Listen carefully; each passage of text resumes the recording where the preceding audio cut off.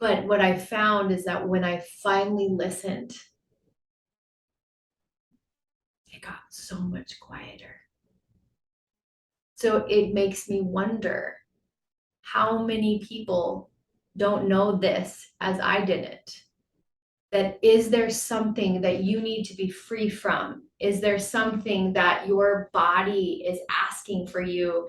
Is there a relationship you need to get out of? Is there a calling that's been calling you to move forward and you keep hushing it and quieting it, pushing it down? What if we listened to what's here? Would we not struggle as much? Like to me, I believe that's what means choosing to live is when we listen to what's in here. Welcome to Attitude of Altitude podcast, presented by Planet of One. We're sharing stories and conversations, encouraging and empowering listeners to be bold, take action, and be your best self, so we may be the change we desire to see in this world. Know that your attitude determines your altitude in life. Welcome to the podcast.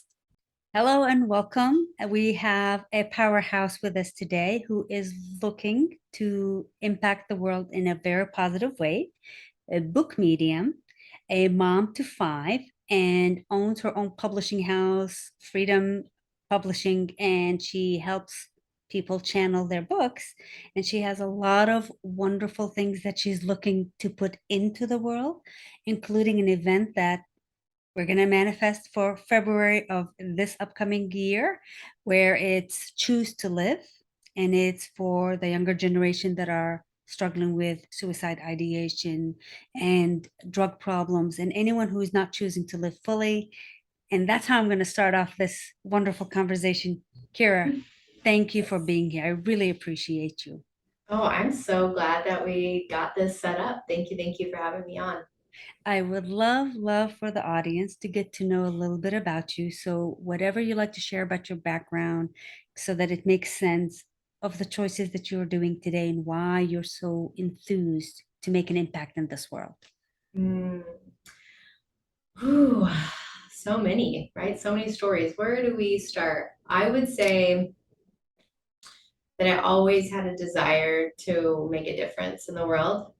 I was always drawn to healing. I remember I was 16 and I decided I wanted to be a massage therapist. So my mom had me come and sit in on a session. She had a massage therapist that she saw every week. And so she said, come watch. So I watched one session. And in that one session, I decided that I knew exactly how to be a massage therapist. And I started my own business. At 16, I started massaging all of my cousins for $20 an hour. And so entrepreneurship is in my blood, right? Like at 12, I started a dance studio in my garage. I've always been an entrepreneur and I've always been led to healing. So I actually was a massage therapist for 20 years, 19, started at 16, I ended at like 37, but something in there, right? Um, I actually ended up going to school for it. I was trained, actual trained, but I love that I thought I knew how to massage after one time watching it happen. Got this. I got this. So healing has always pulled me, probably because I had a lot of trauma. So I had a lot of trauma as a child. I had a lot of sexual abuse trauma as a child, and I believe that when we have trauma, we seek to be healers because we want to heal ourselves. And so it was really beautiful. Trauma happened to me in touch. And then I became a massage therapist that healed people through touch. Right. So it was kind of beautiful how that worked out. And then I ended up going to school and learning different types of like energy work and helping people heal.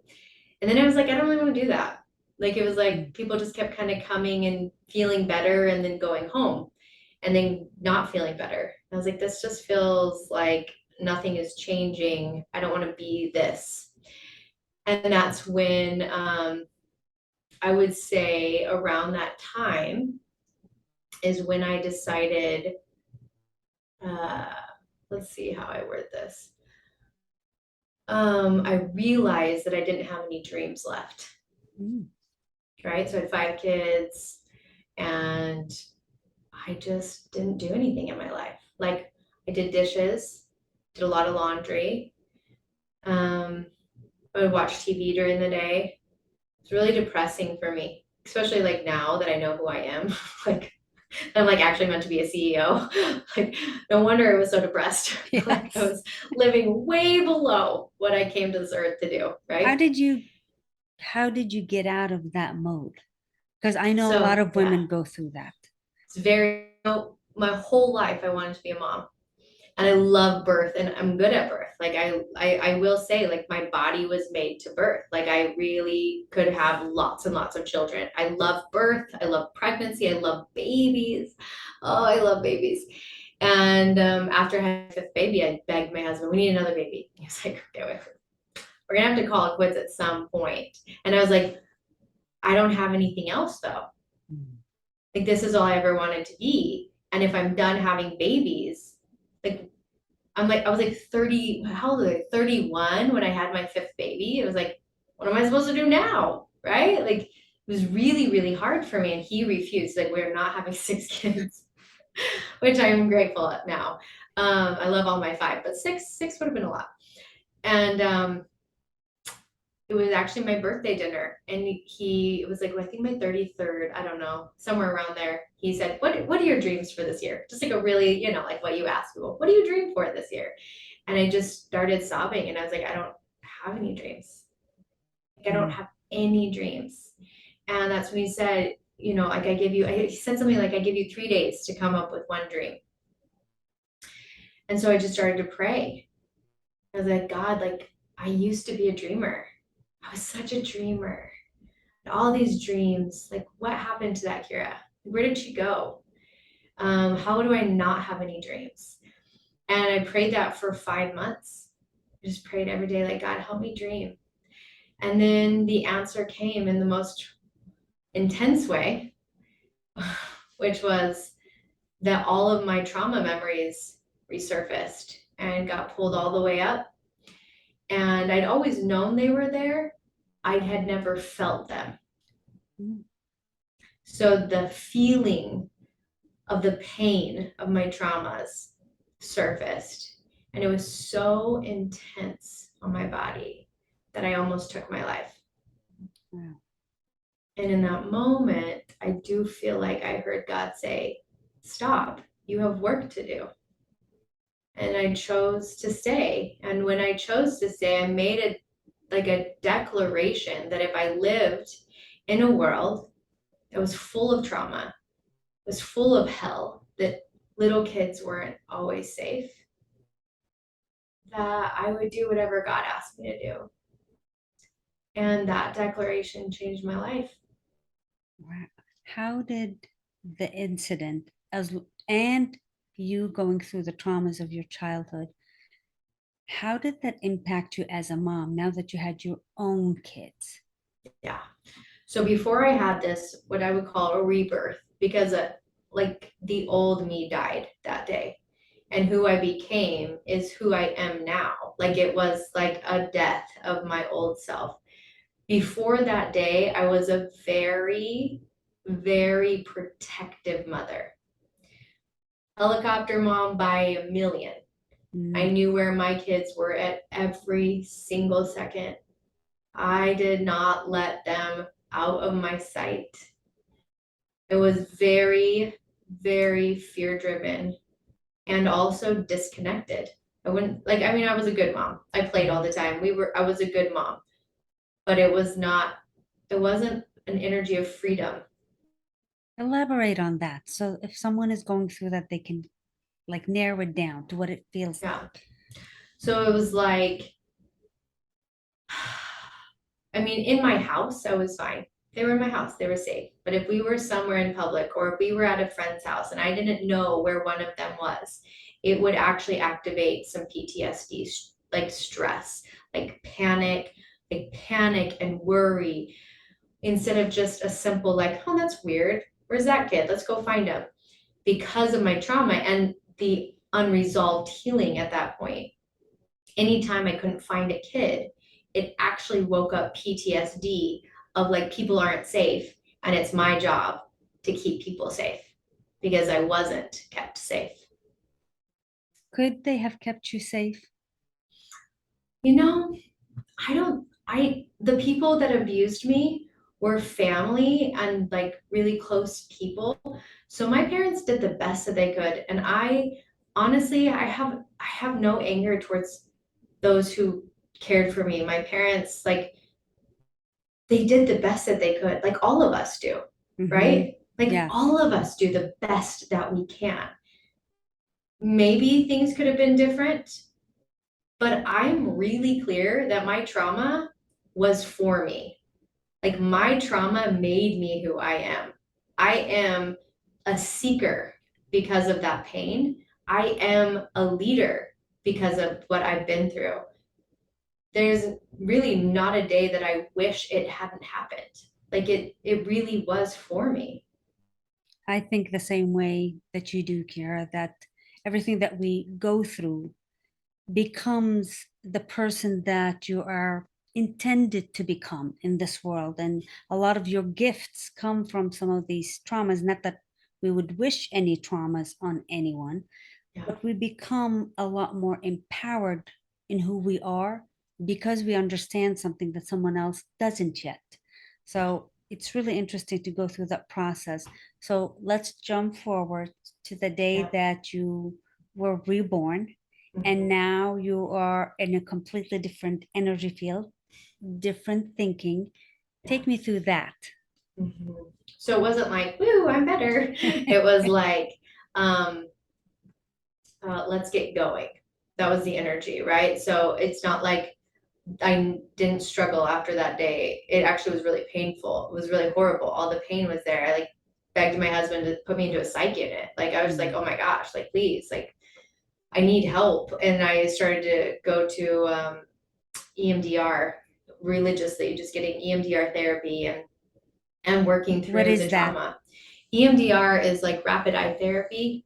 So it's where they have you bring up an emotion. It's with the therapist. They have you blink your eyes and it rewires the brain patterns inside of your brain. Yeah, super, super powerful for trauma because Mm. we have to rewire the system, right? Mm-hmm. So, I mean, it's so much more powerful than talk therapy for trauma because trauma is in the body, trauma is in the brain patterns. Mm. We have to do things that are somatic. We have to do things that are going to be different than just talking, right? So, I spent a lot of time in EMDR.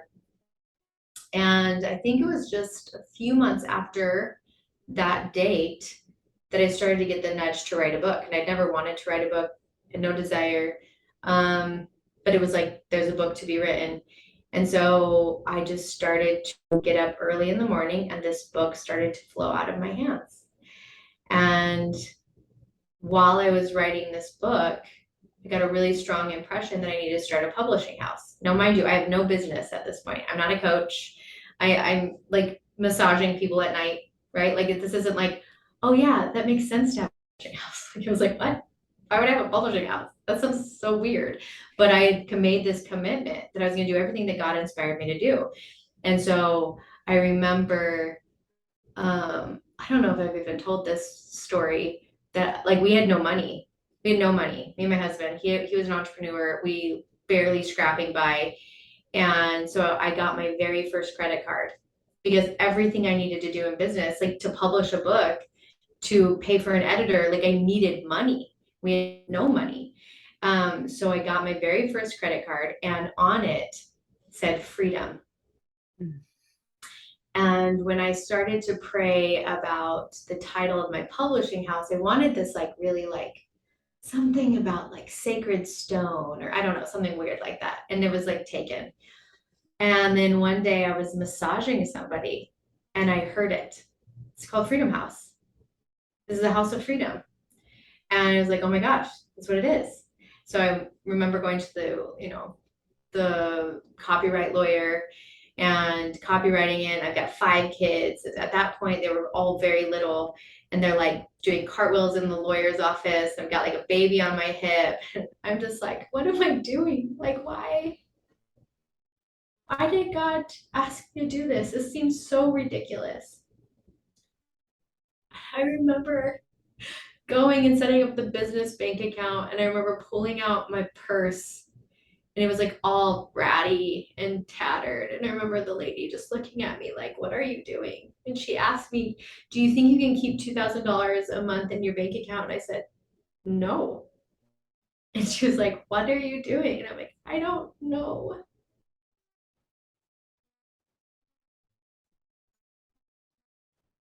And to like sit today and see what has been built.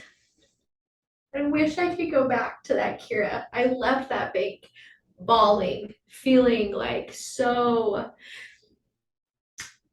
not qualified. And I wish I could go back and just say, like, oh my gosh, you have no idea what's going to happen in 4 years. Like, you have no idea. So That's incredible, Keira. 4 years is not a ton of time. it's not, no. And how incredible for you to go from that to what you have today, all with you following through with your intuition and taking the steps instead of being petrified to take a step. Because Yeah. how many individuals are stuck in that mode and are so afraid to take a step? What would you say to them? That the only way out of being stuck is by asking for one action, whether you pray to God or the divine or Allah, I don't care, whoever your source is, if you ask for one idea and then you take action, you will get out of whatever hole you're in. It is the fastest way out and it's how you get into momentum. It's one action step at a time that has been divinely guided, not something you think about, not something that you have somebody else telling you. Like true divine guidance, what happens is it collapses time, right? So like my publishing house actually didn't start till 2 years ago. Okay, so I built it 4 years ago and then it did nothing for 2 years. And I started coaching women. And as I started coaching women on finding their purpose and building and creating, I got like this letter in the mail that said my bank account was going to close. I had $14 left in it, right? Because I had money in it and just dividends every month, taking it out. And I was like, this was ridiculous. Like, why did I even start this? And I went to close the bank account. And at the bank, I heard an audible stop. So I threw $100 into the bank account and I was like, this is the dumbest thing in the world. And I think it was a month to 2 months later that one of the women in my mastermind said, I have a book. How do I publish it? And I said, I have a publishing house. Let's figure it out. And that was 2 years ago when I started to figure out how to publish. What I would love for the audience to be hearing from you is it's not a straight, clear step here, step one, step two, step three. You got the idea, you were in tears, and yet you still took steps towards moving forward. And then you just mentioned the mastermind. Elaborate on that because a lot of individuals may not even understand what a mastermind is at this point still. Yeah. So the mastermind I ran back then was just 4 women at a time. It was very small and intimate.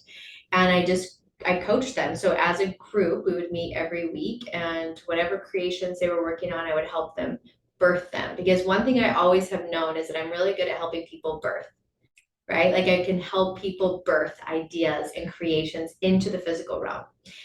And so that's what I was doing then. Now, fast forward to now I run masterminds. I have a mastermind, I have 14 people, and I have 2 masterminds. So one mastermind has 14 people, one mastermind has 6, I think. And I help people channel their books and I help them publish their books. And we do it in a group setting because groups are more powerful. They're more powerful than one-on-ones. I would agree because once you have more than one person, then you have multiple minds in the room helping you birth, in your words, whatever projects you're working on. How did you even begin with the masterminds? Talking about you came, you were rebirthed in your own way. Mm-hmm. You had your breakdown and now you're new and all of a sudden you're going to do all of this. You're writing a book. Yeah. So How many did you years. even get into the mastermind? So I'm trying to remember. Honestly, let's see if I can remember exactly. I think what I realized was scalability was really important to me because I had 5 kids. So I had limited time. At that point, I still had a kid who had naps, right? So now my youngest is 7. He's in school. But at that time, he was still napping. That meant I had 2 hours. That was it to show up. And I was like, I can meet with like 6 women once a week. That's 6 hours a week. I can put them all in a group and I can meet with them for 1 hour. So I think it was really just like this just made sense to my mother brain, right? Like this is the way to help more people in the amount of time I had.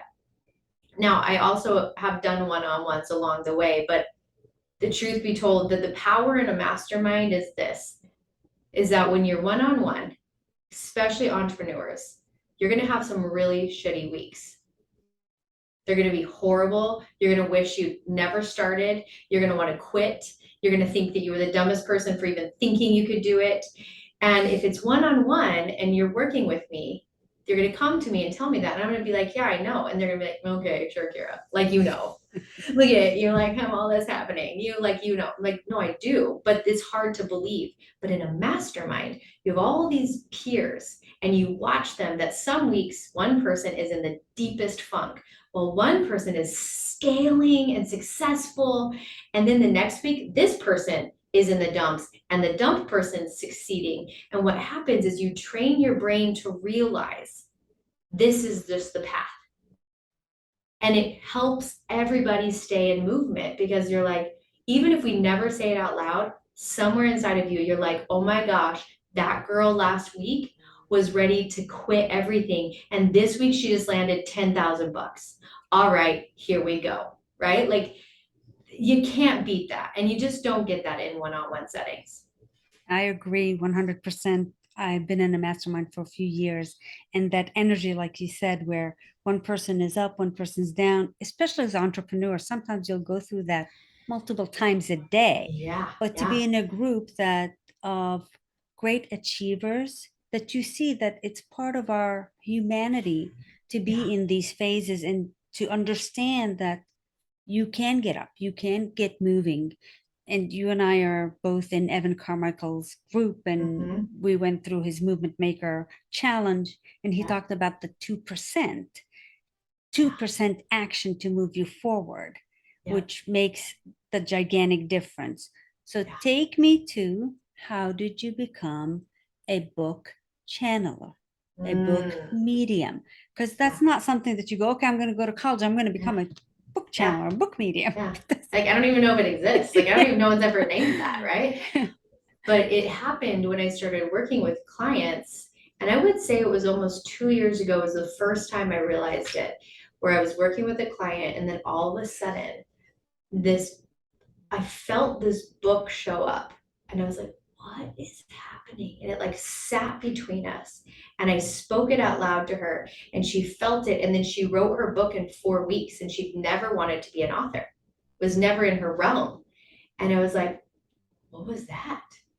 Right. And so then it was kind of this like, And then that was just like one chance. Like that's not like something I do. But then I started to just ask if I could have it again. And then I started to work with my clients. And it actually took me a lot, like probably a year and a half to get that was a gift. Like to fully like own it, right? I mean, this is like new. Like this is kind of new because it was back in March when I held this retreat in Missouri. And it was like, I don't know, 10 women from one of my masterminds was there and they were all struggling on their books. And I had this strong impression to go sit 10 minutes with each one of them. And I began to really channel their books. And I think like 5 books were finished that weekend. And all of a sudden it was like this, like, oh, I think this is what I do. I think this is what I do, right? Like it's so funny how it takes us a while. And so then it was like, I just started to name it, like I'm a book medium. And as soon as I named it, it just became so like, that is what I've always been made to do. this is who I am. And now I do it Monday through Friday on Instagram live. And it's literally my favorite thing.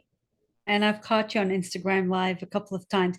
The reruns, going Yep. back and watching them is like, this is so neat. I Because know. I truly believe that we are so capable of a variety of energy levels and being able to communicate in ways that we simply don't even understand yet as in our five senses, but Yeah. we're capable of doing the medium. We're capable of Yeah. doing a lot of things. So it's Yeah. wonderful to see you express it and be very fond and proud of it Yeah.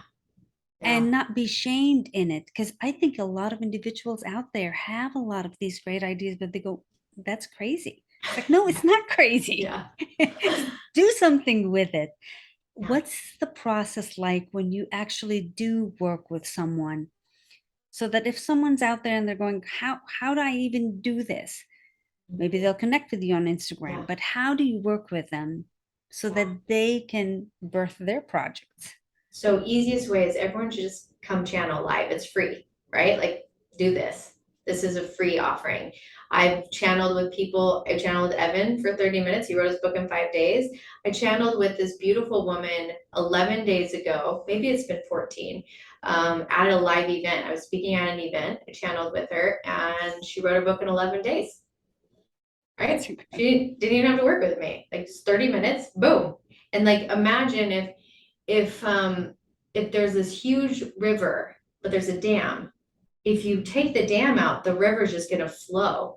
And so that's kind of just what I get to do. I just pull the dam out and if people will just show up, right? Like meaning spend time writing, the book will come right through. The only reason why a book won't come through is if you just don't sit down and write. That It just would won't be work. very Just accurate. just doesn't work, right? Yeah. So I would say everyone should just do that. Just go on my Instagram, Keira Pulse. It's in my bio. You can DM me and I'll just send you my calendar link. We'll just go. It'll be super fun. If people want to work with me a lot, I say join my mastermind. My mastermind, but it is an interview process, so not everyone gets in. But the mastermind is for people who want to work every single week with me for 6 months. And we work really intimately and it's about launching your book, but because I am an entrepreneur at heart, it's also like, and let's build your business, right? Like, I'm not just gonna write a book with you. It's a 6 month process. We're gonna write that book real fast. So while you're in the mastermind, the book's being edited and formatted, then we build your work. What work is gonna go out with this book? So the mastermind is obviously my top level. There are once a month, I do like a VIP day. It's 2 hours. People can pay a certain amount of money. They come in and they get to spend 2 hours with me. Anybody who's a Freedom House author gets access to those calls. So it's like a Freedom House family call. I coach on writing, I coach on launching, I coach on whatever we need to coach on that's going to get your work into the world, right? So that's probably like the fastest way to just start to work with me. But it's just like there's always it's always magic. There's always things happening. There's always creations coming to life. I just love what I do. I'm so glad you mentioned that you work with them for 6 months, Hmm. not only on writing the book, but Yeah, actually creating a business out of it. yeah.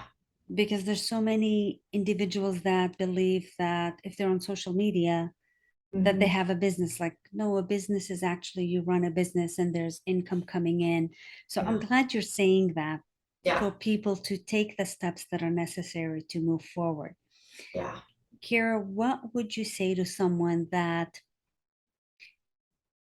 would love to write a book, Hmm. but is scared to write a book or is ashamed to write a book?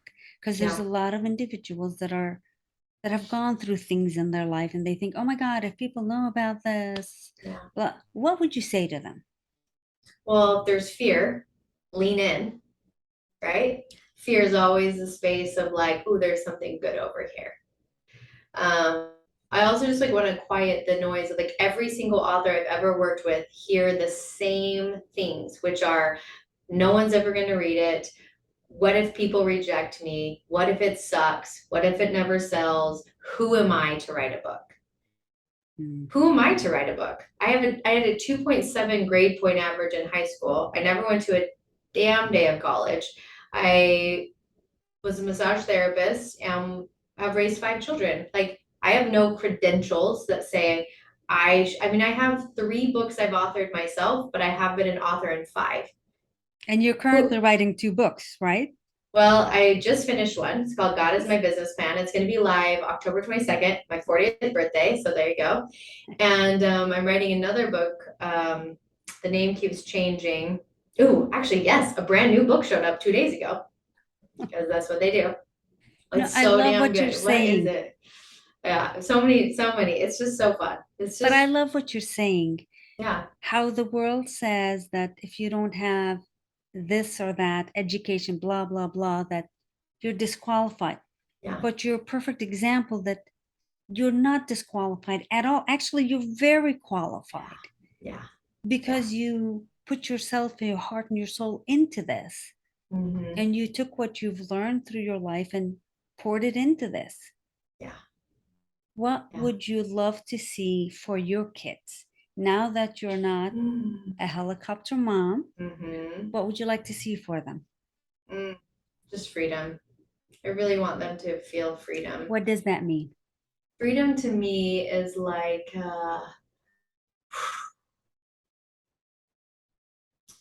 that they know that they can just chase their dreams, that they can do anything. And I say this all the time to them as they watch me build Freedom House. And I mean, we've had a book be published every week since April, right? That's a lot of books coming through. I signed Evan Carmichael on as a book deal. Then he became my business partner in Freedom House. And then I just signed on Julie Paisley, who's this huge, huge photographer name in the world. I just signed her on as a book deal. I've got some other book deals that are about to be signed. Big things happening. And my children have big dreams. I have a 17-year-old who wants to be a musician, and I am not telling him to go to college. Like, you go chase that dream. You go make that happen, because if a mom could start what I've started, a mom who didn't have school education, a mom who just literally had a dream, could build what I've built, then holy hell, you can do whatever you want to do. And that is all I hope for them, that they don't put boundaries on what they are here to do in this world. Thank you. Keep doing that. Let's go from that beautiful feeling to what is it that you would love to see in the event that's going to be in February. Talk about that. So this event, Choose to Live, this feels so important. And the book that I'm writing right now, what is the name? Hold on, I'm gonna look it up. I just started it this week, but the name feels really important, so I'm gonna read it really quick. Here it is. Okay, it's called Unleashing My Power, Choosing to Live After a Life of Wanting to Die. Mm.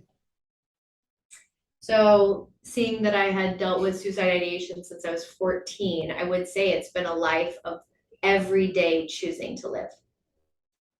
And I believe so strongly that those who struggle with suicide ideation, they are the brightest lights on this earth. They are here to change the planet. And so they deal with ridiculous amounts of resistance to just living. And if they just knew that, there would be a fight inside of them that would trump the negativity, that would trump the darkness. And so at this event, I'm going to be speaking at it. I've got such an amazing lineup of speakers that are going to be talking. We're going to be talking about not suicide prevention, because to me, it's just bologna and cheese. Like, what? Suicide prevention? No, like, let's get people wanting to live. That's suicide prevention, right? Like, Yes.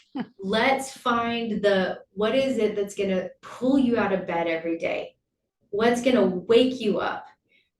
That's going to happen at this event. But then also, because I believe when people don't want to live, they numb. And that means a lot of them move into drugs. And once they start moving into drugs, it shuts down all of their gifts.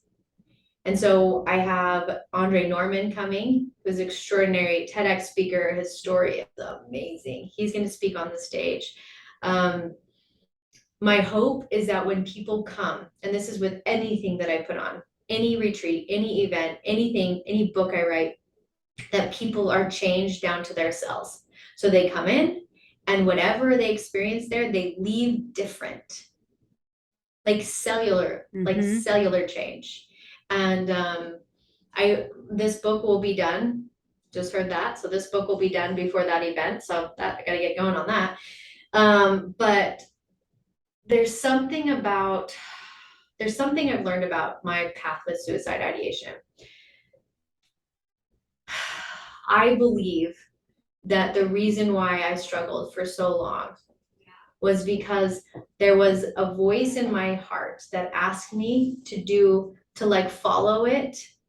And when I ignored the voice, it was like a death sentence. So those who might be struggling, the inquiry is, what is your inner knowingness trying to ask you to do? And if you could follow it, What was it would asking you it, to do, Keira? I'm not ready if I'm ready to share that yet. It's a pretty big life change in my life. But what I found is that when I finally listened, it got so much quieter. So it makes me wonder how many people don't know this as I didn't. That is there something that you need to be free from? Is there something that your body is asking for you? Is there a relationship you need to get out of? Is there a calling that's been calling you to move forward and you keep hushing it and quieting it, pushing it down? What if we listened to what's here? Would we not struggle as much? Like, to me, I believe that's what means choosing to live, is when we listen to what's in here. I agree so much with you. I had a recent interview with Rob Nash, who's a musician out of Canada, and he does a lot of free concerts by choice. And it's a lot for the younger generation that are struggling with suicide and drug problems and stuff like that. And really, what I grabbed out of it the most is basically what you're saying is these individuals that are very creative, that have something in them that is bigger than where they are right now, that they're struggling with. And if they had the opportunity and if they took the steps, they could become some of the greatest individuals in this world. I mean, thank God, thank the universe that you didn't go through with it. Can you imagine what a difference it would be in this world if there weren't the Keiras of the world, if there weren't the Rob Nash of the world that made a choice that being present and living and really giving it your full out and taking the chances with the arts. So thank you for doing this. I really appreciate you. Is there anything that you'd like to say to the audience that I may not have asked you? What's it? Let me see.